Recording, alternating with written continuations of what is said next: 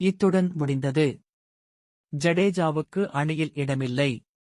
Check வைத்து ரோஹித். புதிய allrounder ready. இந்திய அணியின் மூத்த வீரர் ரவீந்திர ஜடேஜா 11 பேர் கொண்ட அணியில் இடம் பிடித்த போதும் அவருக்கு போதிய வாய்ப்பு அளிக்காமல் கேப்டன் ரோஹித் சர்மா அவரை ஒதுக்கி வைத்திருப்பது விவாதத்தை கிளப்பியுள்ளது. 2024 டி20 உலக கோப்பை தொடரில் இந்திய அணி தனது முதல் 3 குரூப் சுற்றுப் போட்டிகளை நியூயார்க் மைதானத்தில் ஆடியது. அங்கு வேக பந்துவீச்சாளர்களுக்கு அதிக விக்கெட் கிடைத்ததால் இந்திய அணி 4 வேக பந்துவீச்சாளர்களை முழுமையாக பயன்படுத்தியது. ஒரே ஒரு சுழற் பந்துவீச்சாளர் மட்டுமே கூடுதலாக தேவை என்ற நிலை இருந்தது. இந்திய அணியில் 2 சுழற் பந்துவீச்சாளர்கள் பிளேயிங் 11இல் இடம்பெற்று இருந்தனர்.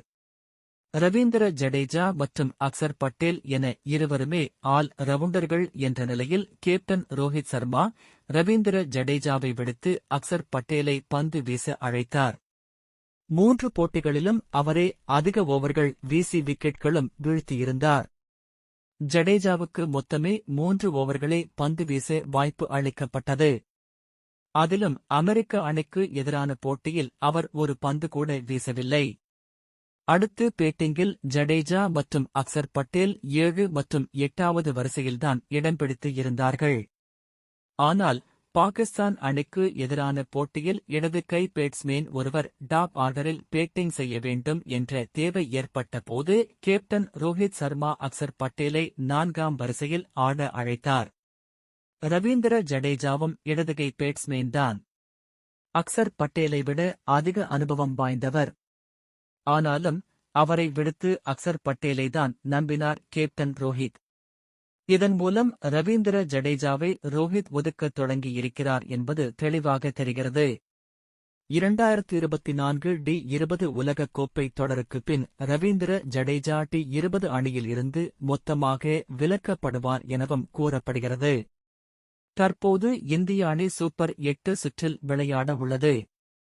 வெஸ்ட் இண்டீஸில் நடக்கவுள்ள இந்த போட்டிகளில் சுழற் பந்துவீச்சுக்கு சாதகமான சூழ்நிலை இருக்கும் என்ற நிலையில் அப்போதாவது ரவீந்திர ஜடேஜாவுக்கு பந்து வீச வாய்ப்பு கிடைக்குமா என்ற சந்தேகமும் எழுந்துள்ளது. ஏனெனில் சூப்பர் 8 சுற்றின் போது ஒரு தற்போது பிளேயிங் 11இல் இருக்கும் 3 முழு நேர வேக பந்துவீச்சாளரில் சிராஜை நீக்கிவிட்டு குல்தீப் யாதவை அணியில் சேர்க்க திட்டமிட்டு இருக்கிறது இந்திய அணி. அப்போது அணியில் ஹர்திக் பாண்டியா உட்பட 3 வேக பந்துவீச்சாளர்களும் 3 சுழற் பந்துவீச்சாளர்களும் இருப்பார்கள். எப்படியும் ஒரு பந்துவீச்சாளருக்கு குறைந்த ஓவர்களை வந்து வீச வாய்ப்பு கிடைக்கும். எனவே சூப்பர் 8 சுற்றிலும் ஜடேஜாவை ஒப்புக்கு சப்பானி யாக கேப்டன் ரோஹித் சர்மா மாற்றி விடுவாரோ என்று சந்தேகம் எழுந்துள்ளது. தற்போதைய சூழ்நிலையில் ரவீந்திர ஜடேஜாவின் இடத்தை அவருக்கு இணையான ஆல்ரவுண்டரான அக்சர் பட்டேல் பிடித்துவிட்டார் என்பதே உண்மை.